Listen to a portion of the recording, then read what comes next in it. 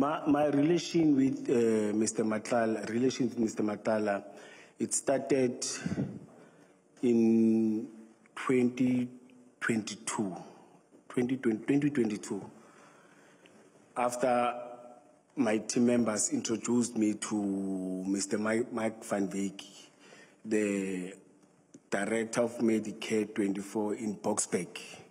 Ubrigadier Julius Mkhwanazi bezoziphendulela ngemuva kokuthi igama lakhe livele izikhathi eziningi kule khomishana mayelana nezinsolo zokusebenzisa isikhundla sakhe ukuqhuba izenzo zobugebengu nokusebenzisana nosomabhizinisi osagcinwe esitokisini ngecala lokuzama ukubulala uVusimuzi Khet Madlala. Usolwa nangokucikica izivumelwano sokusebenzisana nezinkampani zikaMadlala nokufaka amalamba alihlaza ezimotweni zakhe. Commissioners, I didn't install blue light. I didn't brand the cars. The cars, I didn't see them physically. They didn't come to the city of Ekurhuleni.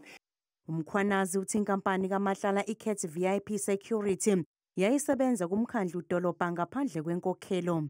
It was at no cost to the city. He said, no, I'll just provide my guys to assist. You see, he didn't charge us anything.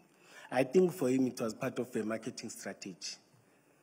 You see, no, he didn't charge us anything. I'll be lying, Commissioner. So both the cars, the yes.